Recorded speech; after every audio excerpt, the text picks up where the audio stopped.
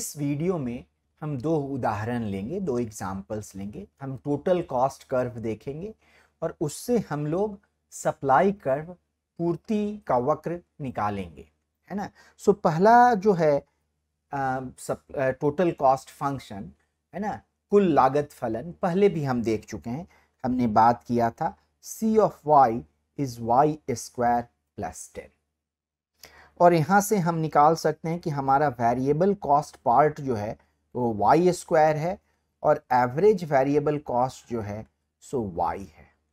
और यहाँ पे हमने मार्जिनल कॉस्ट भी निकाला था, आप पुराने वीडियो में जा करके देखेंगे तो वो 2y आया था, है ना।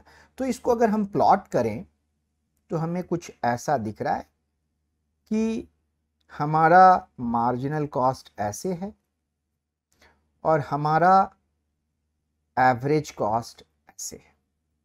तो यहाँ पे अगर हम देख रहे हैं कि मार्जिनल कॉस्ट जो है हर वैल्यू पे एवरेज कॉस्ट से बड़ा है, और जीरो पे मार्जिनल कॉस्ट, ये अगर y जीरो से बड़ा है तो मार्जिनल कॉस्ट एवरेज कॉस्ट से बड़ा है ना। और अगर जीरो के लेवल पे दोनों बराबर हैं, है ना, तो हम कह सकते हैं कि मार्जिनल कॉस्ट हमेशा ही एवरेज कॉस्ट से बड़ा या बराबर है।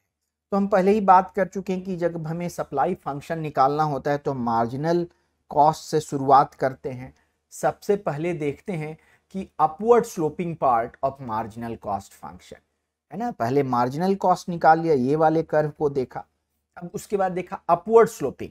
तो अपवर्ड स्लोपिंग, तो ये कर्व हमेशा ही अपवर्ड स्लोपिंग मतलब क्या कि ऊपर की तरफ बढ़ता हुआ, जैसे y बढ़ रहा है वैसे ही मार्जिनल कॉस्ट बढ़ रहा है। तो हर जगह ये अपवर्ड स्लोपिंग है, हर जगह y के साथ बढ़ रहा है, तो कोई कठिनाई हमें नहीं है। और दूसरी बात हो गई कि हमें ये देखना है कि सॉरी, ये AC नहीं है, ये एवरेज वेरिएबल कॉस्ट है। दूसरी बात ये देखना है कि हमें उसी पार्ट, मार्जिनल कॉस्ट के उसी पार्ट का ध्यान रखना है जो कि एवरेज वेरिएबल कॉस्ट के ऊपर हो। तो पूरा ही तो कर्व यहाँ पे ऊपर है, तो जैसे ही मार्जिनल कर्व का है वही हमारा सप्लाई कर्व है। तो हम सिंपली कह सकते हैं कि हमारा सप्लाई कर्व जो है ये 2y है। इसको हम लोग मार्जिनल कॉस्ट कर्व, दोनों एकदम एक ही जैसा है। आइए अब एक मोर कॉम्प्लिकेटेड एग्जाम्पल लेते हैं।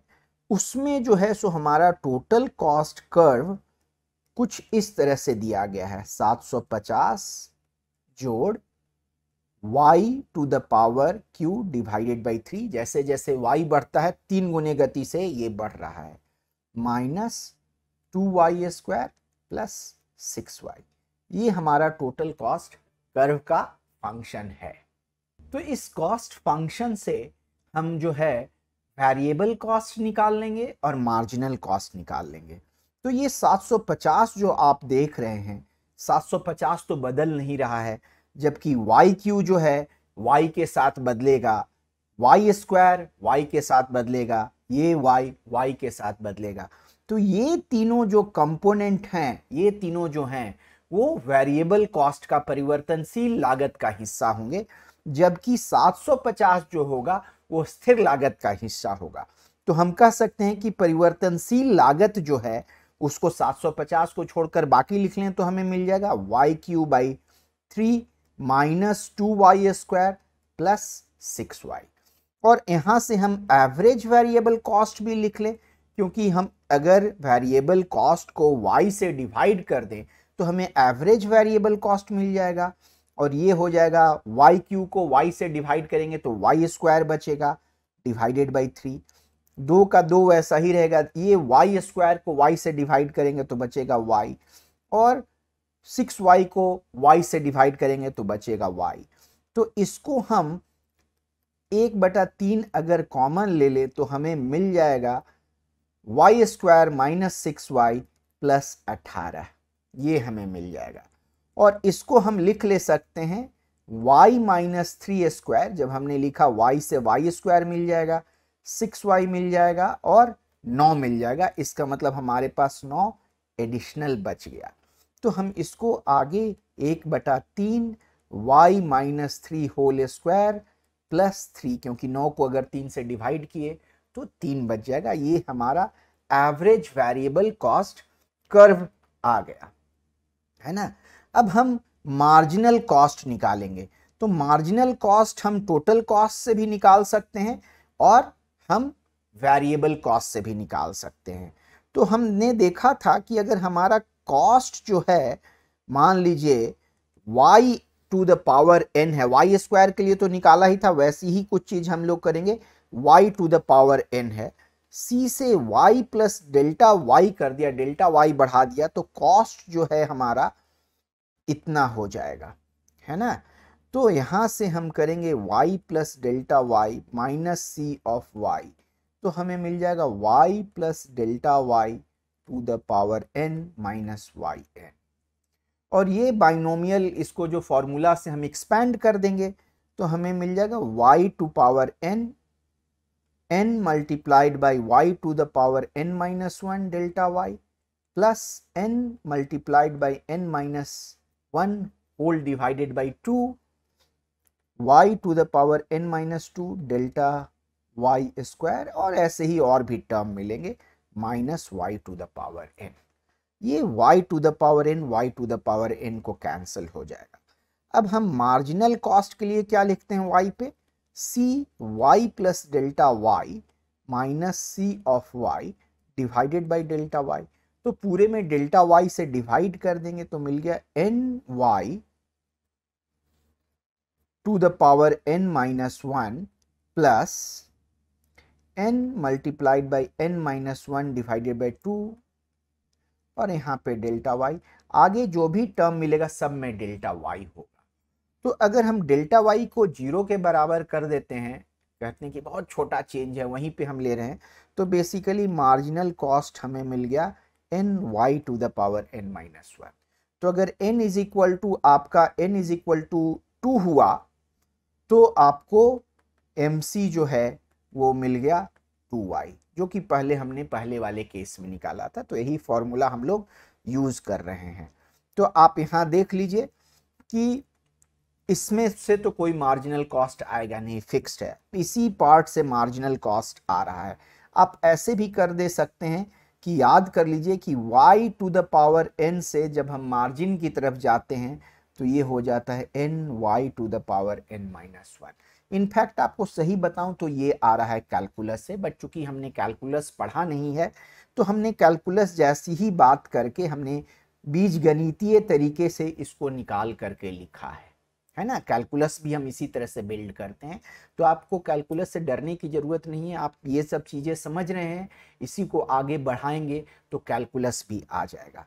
तो यहां से हमें मार्जिनल कॉस्ट क्या मिलेगा, y to the power q है, तो n 3 है वहां पे, तो वहां से हमें मिल जाएगा 3 y स्क्वायर, और यहाँ पे नीचे डिवीजन में 3 है तो वो रहेगा ही। उसी तरह से 2y स्क्वायर है, तो y स्क्वायर से तो पहले ही हम लोगों ने 2y निकाल लिया है, और इसके बाद 6y है तो 6y से हमें सिर्फ 6 बच जाएगा। तो ये 3 3 कैंसिल हो गया, y square minus 4y plus 6 हो गया। तो यहाँ से हम इसको लिख सकते हैं y minus 2 whole square plus 2। ये आपका मार्जिनल कॉस्ट कर्व आ गया। तो एक बार फिर मैं यहाँ पे लिख लूँ कि एवरेज कॉस्ट जो है वो है आपका 1/3 y minus 3 whole square plus 3, और आपका मार्जिनल कॉस्ट है वो है y minus 2 whole square plus 2, y minus 2 whole square plus 2।